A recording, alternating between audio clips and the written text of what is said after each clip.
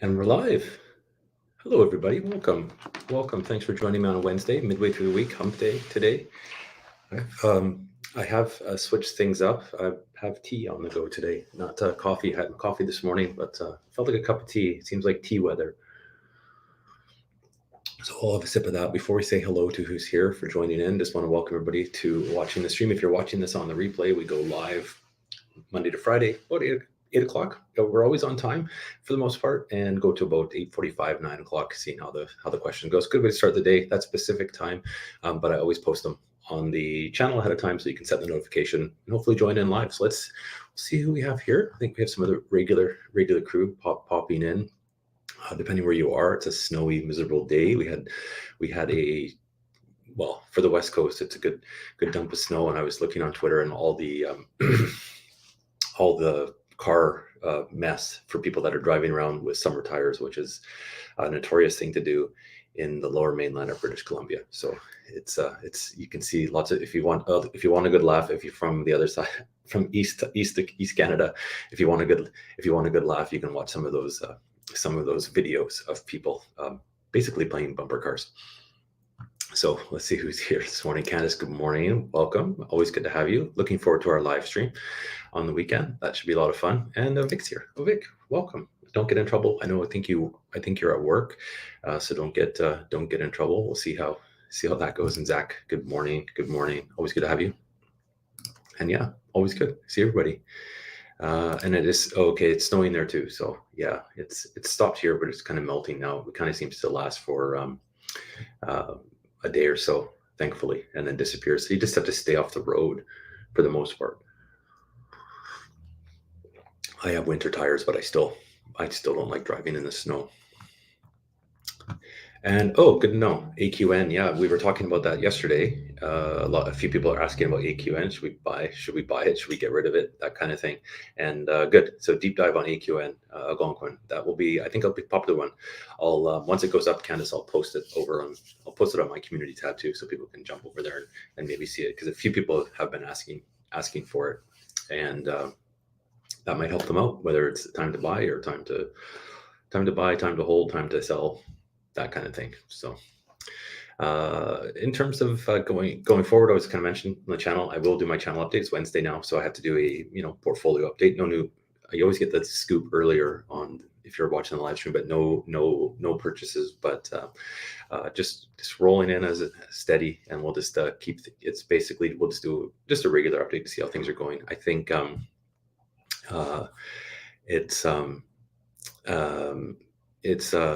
there we go. Inspired. There we go. Well, thanks. I don't want to, I will watch it. I don't know if I want to add it to my portfolio, but maybe that will change my mind. We'll have to see. Stay tuned. But that would be good. So update on I'll do an update on the portfolio, and then going forward on the weekend, don't forget, we will have the regular live streams during the week, but don't forget on the weekend, Candace is jumping on, and we're going to have that talk about all things YouTube, which should be fun. Something different. I'm looking forward to that. That's always fun to talk about. So in terms of news, I guess right now market very it's kind of waiting to see what's happening with the Fed, Powell speaking this afternoon or this morning, depending how you look at it. I think it's 10:30 Pacific time, if I'm not mistaken, 1:30 p.m. Eastern time. So that will give some maybe a bit of insight what's happening with interest rates. Signs are kind of pointing to slowing things down, and even what I've been reading in Canada with rates, that I should have saved the tweet about it, but kind of the way the market's pricing things in Canada, possibly even like a 25 basis points increase only. We will know next week, because December 7th is the Bank of Canada. So we'll see. I think we're kind of hitting that point where where it's going to be hopefully slowing down with those increases. We'll see, but we'll see this afternoon too on how the market reacts to what happens. We could be in for a good afternoon, or it could be a terrible one. We'll have to wait and see really for that. So Vic, meet really getting sick of advantage consent. for the FTX fiasco. I don't really follow. You know what? I watch Andrew Jick's channel every once in a while, Vic. But yeah, you have to take a lot of people that are posting stuff with a grain of salt. Yeah, I don't know if they ever, shill's the wrong word, but I mean, they have to pay the bills, right? So they're trying to sell sponsorship. I don't know if they were involved with pushing FTX or not. I couldn't tell you, but yeah, you have to be careful you have to be careful with YouTubers and anybody really. Yeah, I mean, you do your own research. You got to really start to do your own research, and don't chase, don't chase things because other people are sometimes. But yeah, I don't. A lot of the things with the people from the States, it's different products and everything else too. So like, I know you see, like, I mean, I do have the Wealthsimple. That's really the only one I do because I use it, and I do like it. I don't, there's lots of other things. Oh, and Shakepay, obviously, but those are really the two that I do use.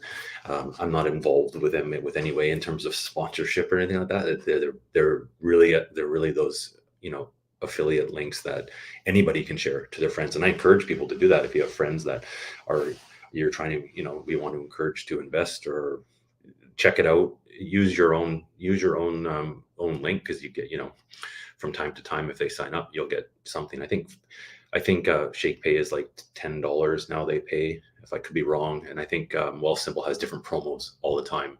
Lately, I think they give you kind of like a value up to $3,000. But let's be realistic. No one probably is getting $3,000 very often. It's usually, I've had them come through and they're usually $5 to $10. So, but that's it. And yeah, I mean, if you don't like, this is the thing with channels and everything else. Sometimes you watch them enough and then you just kind of you get tired of it, and that's fine. Unsubscribe. I mean, I mean, they have millions, but it's not, so they're not counting necessarily every subscriber, but if it's one way to, but because people's channels will change over time too, right? So that's okay to do that.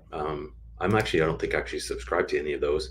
Sometimes they just pop up on my feed. That's what happens a lot too, is if you've watched some videos from a certain person, and if it's a certain topic that you're watching videos on, it will feed you their channel anyways, and you might not actually be subscribed to them. You'd be surprised sometimes.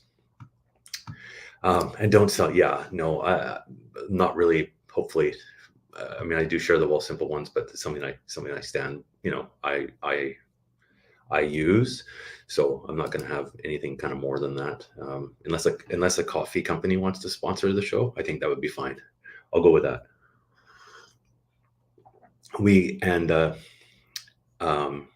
Yeah, we can talk about that. Actually, good call, Candace. We'll leave Vic come back on Saturday. We can definitely talk about that. And MC, I didn't miss your comment. This is going way back up there. Lots coming through here. Good morning. Nice to have you back.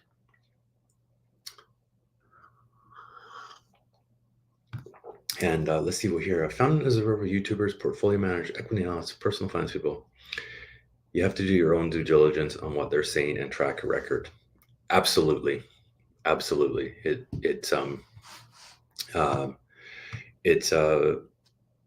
mean, there is on YouTube. If it's, we can talk about more sponsorships, I guess, on the weekend, but yeah, it's just like anything with investing, you have to really do your own research on anything, just because just because I'm investing in a certain stock ETF or something doesn't mean other people should do the same thing. I think everybody is individual, and everybody has their own budget, has their own risk tolerance, has their own timelines.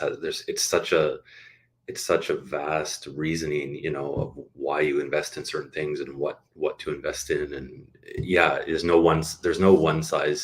there's definitely no one size fits all, right? And it's a learning thing too, and that's what people have to realize. I mean, that's the biggest thing I've learned too, is it's a learning experience to be able to be comfortable in doing certain things with when you're investing your money, right? Because you don't want it to go down, but it's risk reward is different. It's just a lot of things to pay attention to, and a lot of a lot of reading and a lot of research. I think the biggest thing that I kind of like to share is I think everybody should invest something, even if it's a minimum amount off your paycheck, and you'll be rewarded down the road. It's the in between times that's difficult, and the times like now that are really difficult, right? Because everything's expensive, and I have a few articles to post. We always seem to get onto inflation, like everything's expensive. You don't always have enough, extra funds at the end of the day when to be able to put in. So just I think slow and steady, and this is kind of what I'm trying to maybe get across, that and learn from. I mean, I don't consider myself old, but I'm not young either, and learning, hopefully sharing with people, maybe some younger people watching, taking advantage of the time that they have, and they can learn from that. Hopefully they jump into invest, and it's kind of fun, and it's a good group of people help, like the group here likes to help each other out. We're not here to put anybody down for their choices, but also offer suggestions for other things to possibly look at. So yeah. And so Vic's taking the GIC, Saving Credit Union GIC. I haven't heard of that. It's for Ontario residents. So it's 5.3% on a GIC. That's pretty good. Yeah, the GIC rates are really, really good. And it's Ontario residents only. Yeah, that would explain why I haven't heard that. Is that it must be Save? Oh, so it's a credit union. Is it credit union? Credit union. Yeah, we have them in BC too, but I haven't really checked out their GIC rates. I don't have any GICs in an investment, but I see, you see ads all the time popping up, especially Tangerine. When I go in to pay my MasterCard, it always pops up about their GIC rates, which look good. Yeah. And here we go, Candace. With the finance folks, the markets and fundamentals change. A stock that may have been good fundamentally 6 months ago, maybe a dud today. Always look at when the video was made and do your very good point, because YouTube, obviously, if you're posting something from, it could be a week before, like everything does change. So you have to definitely look at when things were posted. Absolutely makes perfect sense. I find YouTube is good for learning. There's a lot of good information on there for foundation stuff, like basics, and also a lot of I do watch a lot of more macro stuff, which doesn't necessarily get into individual investments or anything like that. But that there's a lot you can learn, but also lots of terminologies, and you can find in different things on different things on online. But you do have to be careful with YouTube, because it will feed you videos. I mean, I still get views on videos that I've posted 2 years ago or more, here on this channel, like a long time ago, which, I mean, I'm sharing the growth of the portfolio, not so much individual investments, but things that were doing good. Like, for example, I had Cineplex, which I actually sold and made a little bit of money on. Would I buy it today? Probably not, but other people might see that I was up, X amount on Cineplex and jump in, which they shouldn't.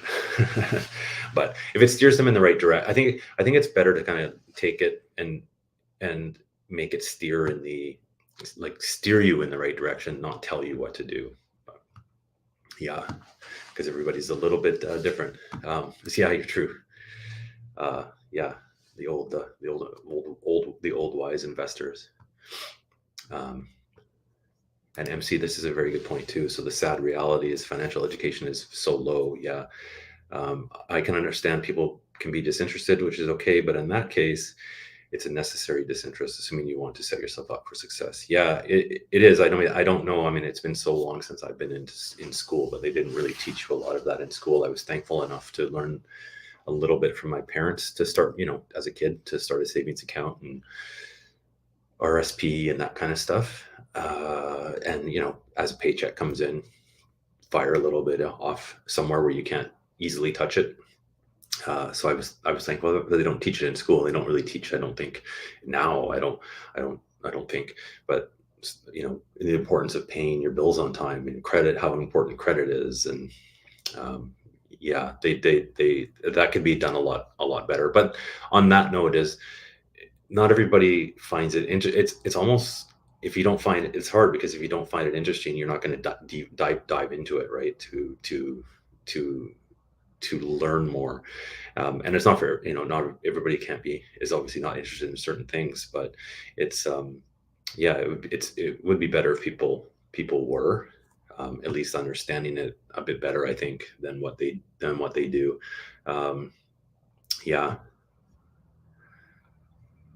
And People's Bank of Canada, no, I haven't. I know who they are, but I haven't used it. They have a 90-day GIC, I guess.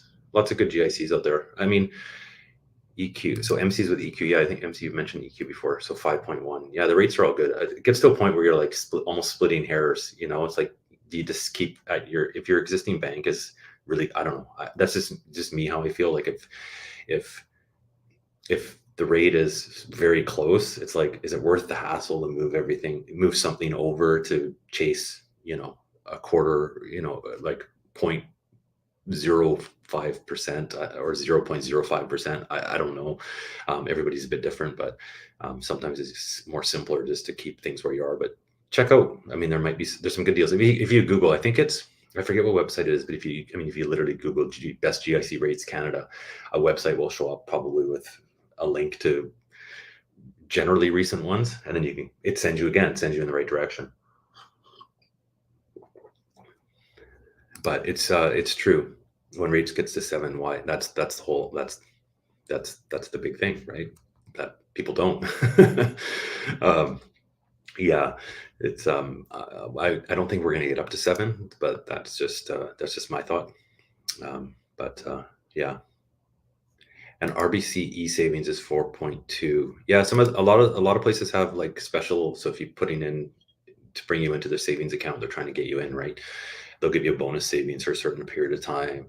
I'm with CIBC for my banking, but they give you they have an e-savings account too, and it pays you a base interest. But then if you increase the amount over each month than what your previous balance was, so it encourages you to keep your money in there, it bumps you to like a bonus interest. But if you have to pull that out, it resets the following month. So it's kind of stinks that way because you have to dip into it for whatever, right? If it's in something. But so it's, yeah, there you go. Promo. Yeah, they always have promo rates. It's just moving around. But and MC's with me there. It is. If you work out the difference too, right? Like if you have to just, that's the one thing people necessarily won't do, is if you actually work out, you have it. Let's, for example, use a promo rate of 3 months. If you're moving X amount of dollars to chase a promo rate, work out what the difference would be, and it's probably not worth your time to do it, because time is money. It takes time to do things, and sometimes it's better to spend it elsewhere, as opposed to earning an extra, very minimal amount when you actually break it down and work it out on a calculator, like on a savings calculator, to figure out what the difference would be. If it's substantial, then sure, but a lot of times, 0.1% is not going to make or break your over a 3-month promo period. But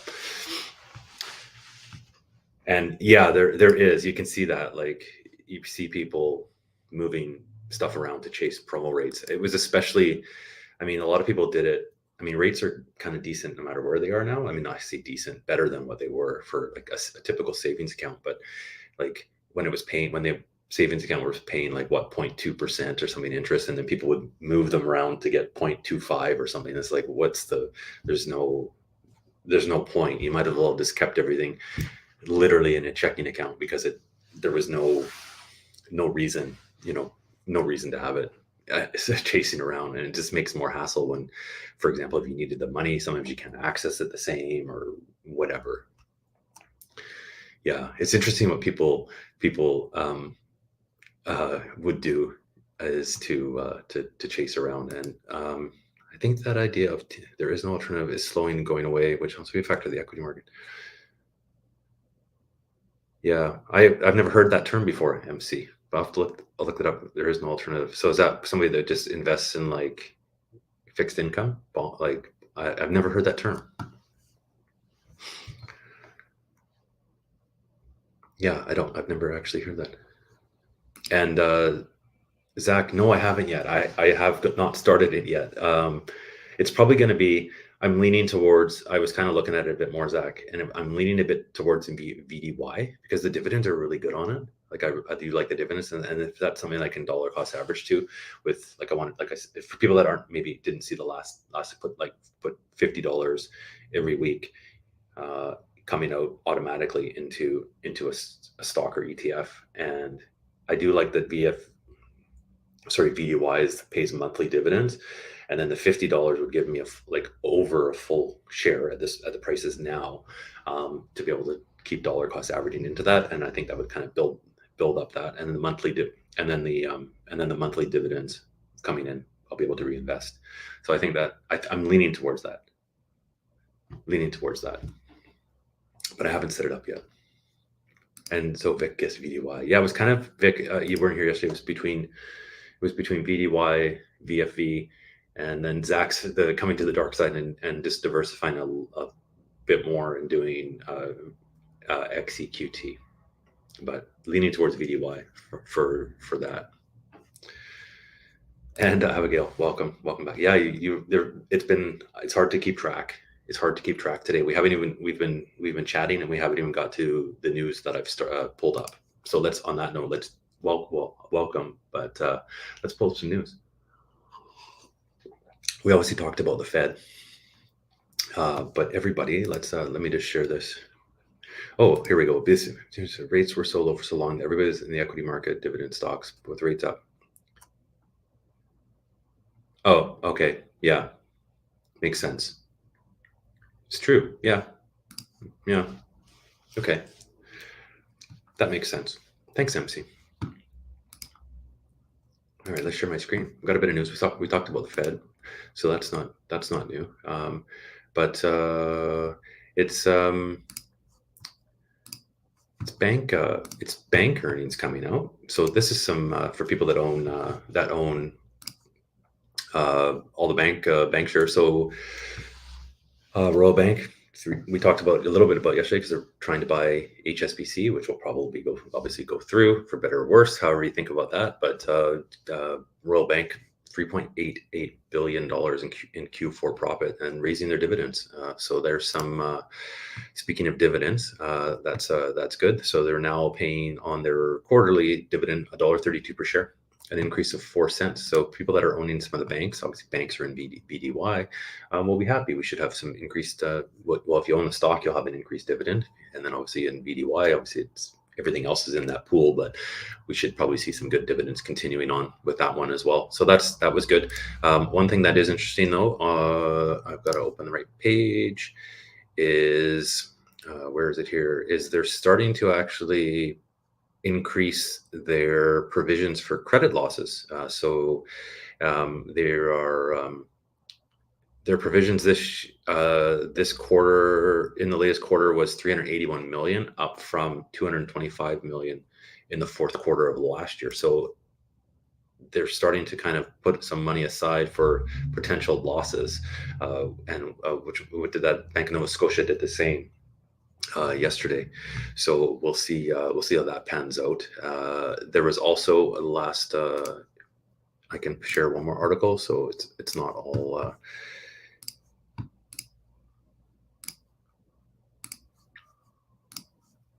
and it was the same with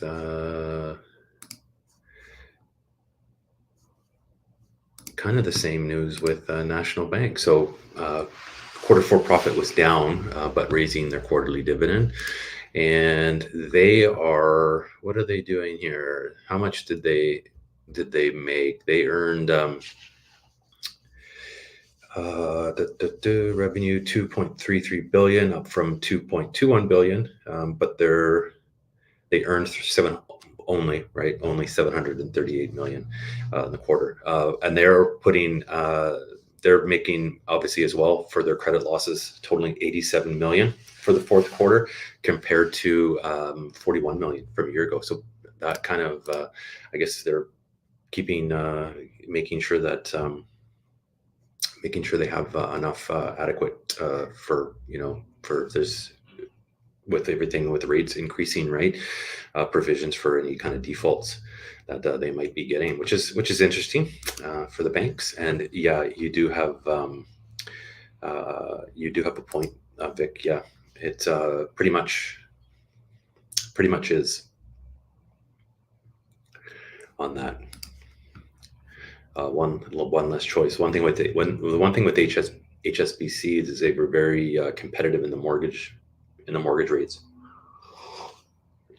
for Canadians. So we'll see that disappear.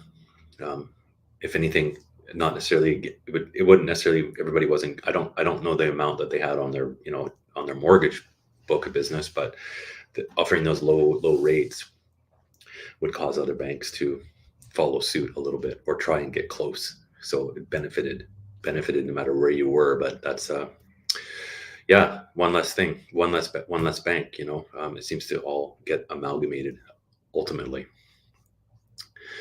And talking with banks and the increases of with the increase of provisions for credit losses. There's one more article I want to share.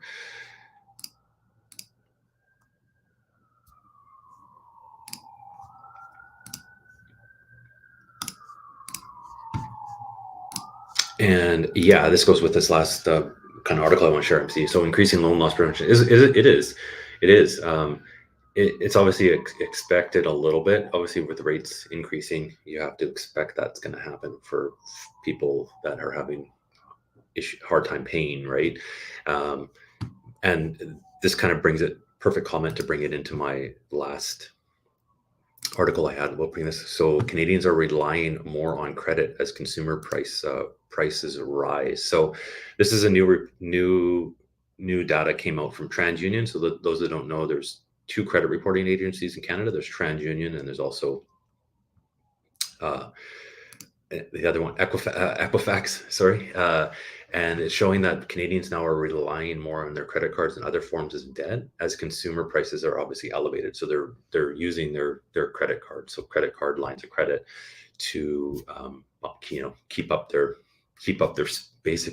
spending.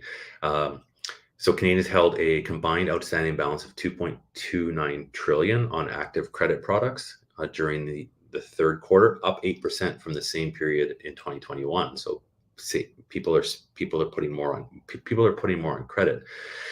And what I did find interesting is the minimum, and this shows that people are using credit cards a lot more, is the credit card minimum payments were up 7.4% year over year, according to TransUnion. So that can be a bit how you read into it. Obviously, it doesn't go into a lot of detail with if your minimum payment is up 7.4%. We know, obviously, look at what inflation was. So if you're spending monthly, that your minimum payment is going to show that it's going to be, obviously, if you're buying the same thing that today as opposed to last year, it's X amount more expensive because of inflation. But if you're paying that, it doesn't really go into say if you're paying your minimum. A lot of people get their minimum payment's going to be X, but they never pay just the minimum payment. They pay the whole thing off. So that's a bit hard. But obviously, if it's going up, it's probably means that people are actually spending more, because it does mention in the last part, TransUnion added that non-mortgage debts, such as credit cards and credit balances, increased by, so balances has increased by 2% from last year. So balances are going up for people, which is going to be an issue with, it doesn't hit right away, right? This is going to be lagging for people. And MC always has great comments. Increasing rates and many people with mortgages are bumping into the trigger rate. That's very true. We did talk about that a little bit. We did have a live stream with my friend Rob. That's the big thing with renewals. That's going to hit everybody, because everybody that has to renew into a mortgage, Canadians always typically take 5-year terms for the most part. And if you're renewing a mortgage today that you got 5 years ago, you're guaranteed paying more money. But also, too, obviously, if you're just renewing your mortgage, you're renewing, because your mortgage, say you got it 5 years ago and had a 25-year amortization. When you go to renew, you have to renew at a 20-year. If you're just renewing, you renew at a 20-year amortization, and the rate is higher. So your payment's going to go up. Is going to be opening more. If in order to re-amortize that, you have to redo the mortgage. So yeah, people are, it's not just people that have, like, we read so much in the news, MC, about, um, we read so much about the trigger rate for variable rates mortgage, but it's really going to start impacting people that are starting to have to renew their fixed rates as well. So anybody that's renewing their mortgage is in for a higher payment, and that just takes a while to lag. That just kind of lags. So yeah, that's the thing. And yes, some people also on. Yeah, I've seen a friend's that is their, because of the trigger rate on the variable, their amortization went to just over 77 years due to the rates increasing. Now they were in a fortunate enough position to be able to do a lump, like increase their payments, and it's come back down. They've made it so it comes back down, but 77 years. So, and they weren't alone. I mean, that's just one. That's just one person of thousands, right? More that have that. So it's, yeah, I think the best suggestion. I mean, we can almost have another live stream with my friend Rob from Ontario. But the best thing I think anybody can do is try and pay off debt, any kind, as fast as possible. It's kind of back to learning about finance back in school. Try and pay off your debt first. Yeah. And no, sorry, Candace, and sorry, Jack. No, it's just they're kind of, how he's feeling. But that's, yeah, it's on the 13th. The States is the 13th, and ours is next week on the 7th. And it's true. Anybody that locked into a rate back before they started rising has hit the lottery for 5 years. But turn around. No one has a crystal ball, right? But I don't think we're going to see that VIX anytime soon again. Never say never. I mean, that's the thing. Anything could happen, and we all of a sudden have near 0% rates again. I don't think so. But never. I've learned not to predict anything, but never say never. And but I think yeah. So I think with those type, the ones that are so lucky. It's if you're still sitting in, like, you're Justin right there, if you're locked in for 2 more years at 2.6, you're laughing, right? Which is good. So hopefully nothing has to, hopefully there's no, this is the hard part too. If people start to take on more debt and need to refinance or something like that, then they're going to lose those rates, right? So hang on to that as long as possible. That's like, I mean, I look at yeah, no, everybody, nobody hates Justin. Yeah. The thing with that too, like I keep talking about my car payment. It's almost finished. I mean, I'm not looking to buy a new car or anything like that, but I know car rates for financing have gone up exponentially as well. And I looked at, like, my car payment rate is like because I thought, oh, should I just try and pay this off early? But it's like, it's only 0.99% or something like that. Silly, right? So it's like not really anything these days. So no point in almost that, but that's the problem, right? That people took all these big loans, and the interest rate is so cheap that it's like, why pay it off? And then now all of a sudden, like, people with a variable rate or trigger rate didn't take advantage of that low rate to be able to put down more money, and then rates go up. But yeah. And so for Zach, so Vic was saying, so the meeting is he's calling the meeting. So the announcement is, sorry, the 14th, and Santa Rally determined December 14th. Yeah, we'll see what happens with that. We'll see. Yeah, I mean, you pricked it at a good time, but this is the hard part, because I know from reading too, is, I mean, over the past, basically any time up until today, variable rate usually would come out ahead if you do the average rates. Unfortunately, I mean, we've never had rates increase this quickly so fast ever. It's I hate that word unprecedented, but it really is. So yeah, there's nothing wrong with locking in. Good. Yeah, it's always good. Gives you a bit of peace of mind for however long. The problem is, make sure is in 2 years. This is the whole question. What's going to be in 2 years? Who knows? So, but that was good. And car prices are pricey. Yeah, I always I always go online and look at pricing new cars and stuff and then you get to the end page and you see the sticker and what it's going to cost you every month, and I X off, not buying a new car.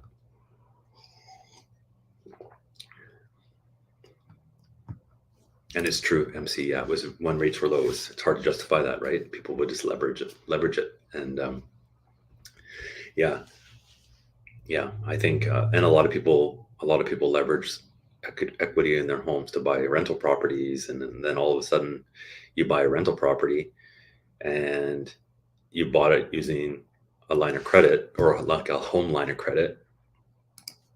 That interest rate's gone up, and then you bought the rental with a variable rate, and that payment's gone up, but your rent hasn't gone up because you probably have a tenant that has a fixed lease that you can only raise 2.5%, depending where you are. So yeah, scary. I guess leverage can work both ways, right?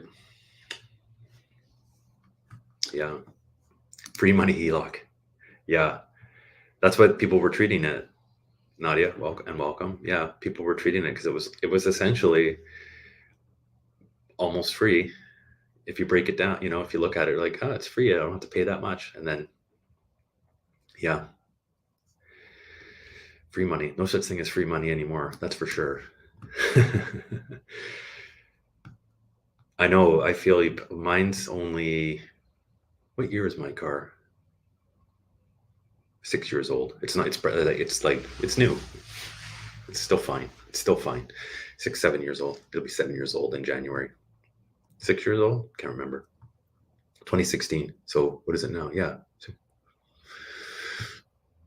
6 years.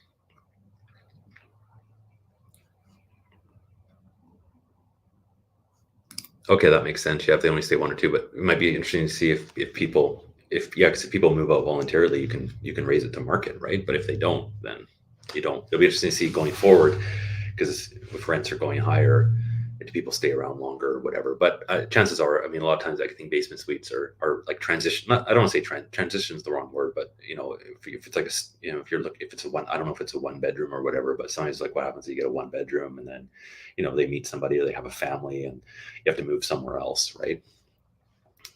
He's always, even if you're renting, you have to move. If you have life-changing things, you have to move around. And you do read lots of that of people kind of not paying rent. But I think the problem is too, a lot of people didn't sign. I've read some where people haven't signed proper leases and all that kind of stuff. I don't know. Yeah, that's it. I mean, I rent where I am. I've owned before, but I rent now. But I always choose and move to somewhere that is like managed by somewhere. Like it's all rentals. Just seems to be a bit more stable. I don't know. That's just me, and you don't have to worry about necessarily getting people selling the house, especially now. Like if people bought a rental property and they can't afford it, and all of a sudden they have to sell it, and you're in that place renting it. The people buy it, move in, you're out of a place. So, yeah, that's just my kind of thing. Yeah. And there we go. So we had a lot of comments today, going for about 40 minutes already, and chatting. And MC, so it doesn't have a channel, and that's good. Always appreciated people to come in. Yeah, I mean, YouTube's not for everybody. If most people, I mean, the majority of people watch it, don't go on and create it, but it's always good to have. These are always kind of fun to have, because you always kind of learn things. And this one's been especially active. People on Wednesdays like to chat as we go, and we'll see. So obviously going forward, we're almost to kind of the end here. If anybody has any last minute comments, we just go to about quarter 2, which is good. It's been good with work, so it's been busy again. So that's always good. Keeps me busy. And going forward with that. So that means paychecks keep coming in. Hopefully everybody's still working and everything else and able to, the paychecks come in and able to put a little bit into the, put it into the TFSA. Yeah, it goes. It goes both ways. I've had both, so it just depends. Everybody's different. I don't think anything's wrong with definitely renting. Just somebody's works with different situations better than owning. Yeah, and it's nice not to have to fix anything. Believe me, having lived in a place that as they start to get older as well, once they hit that older mark, they start to need repairs, new carpet. You got to do, carpet, appliances break, plumbing starts to need to get fixed, bathrooms, whatever. And then it gets dated. You have to possibly renovate that kind of stuff, floors, garage door breaks, that kind of stuff. Garage click, it's just like one thing after the other. And yeah, if you're in a condo, Vic, condo fees don't ever go down. Everything seems to always get more expensive. And then there's, whatever other units that have floods that you have to pay for and everything else. So sometimes sometimes it works out depending, and back to trigger rate. I mean, if you look at some people, if the trigger rate, and then it's almost like they're renting already, because if they're not paying off any principal, you're essentially renting. So it works, whatever works for you, but yeah, they can be getting expensive. And as your comment with that, to Vic, being a landlord can definitely be tough. They're always kind of benefit, I think, the tenant a little bit more than maybe the landlord. It depends. Yeah, I've lived in Alberta as a renter too, and it was fine. And I don't know, I always pay my rent, so I hope I think I consider myself a good tenant, but you never know, right? Like, that's the thing. People can always, if anything, kind of, there's situations that happen that, people can't pay their rent. It's tough to always get people out. Yeah. I've lived somewhere where the neighbor was a renter. It was in an apartment, and the renter was taken out by the sheriff, and they literally knocked on the door, came in, and they literally filled up the apartment boxes in about, it must have been 15 minutes, and everything was in a truck and gone, and the tenant was out on the street. So I don't know how long that took the landlord to do, but once that happened, they were out of there pretty quick. And Dan, welcome. Yeah, catching at the end, Dan, but nice to have you here. We're kind of starting to wrap up. So we'll on that note is good. So hello and welcome for coming. It's towards the end here. So again, thanks for watching, everybody. Thanks for tuning in on a Wednesday. It's always great to see everybody. I will get that update video film, I promise, and get that up on the channel. I just appreciate everybody that's continuing to watch, joining in, watching the channel, and following along. These are great. This is great this morning. All the regulars are here, and it's much appreciated. So that's all, everybody. I think we'll kick off here. My day starts at 9, so I've got to get to work. Before you do head out, though, make sure you do hit the like button. It always helps the channel out. So hit the like, and I see your last. We'll get MC's last comment in here because it's always a good one. The pros to owning also, yeah. Being forced to move, especially if a person gets older. Yeah, it is. It's never easy to move, no matter what, and it's never easy to move, whether you plan it or not. It's always expensive and stressful. And we'll leave it at that, Candace. Yeah, thanks, everybody. So everybody have a good day. We started off, we'll do the regular. We'll start off with the fireplace, relax, and we'll let the fireplace run for a few minutes so you can relax to get your day back in the groove. And hopefully we can see this afternoon, once everything happens, maybe we'll have a bit of a turnaround today. We'll see what happens this afternoon. I'm not going to predict anything. It could go either way. So that's all, everybody. We'll catch you. I'll have the new live stream posted, and I'll catch you tomorrow, 8 o'clock, same time.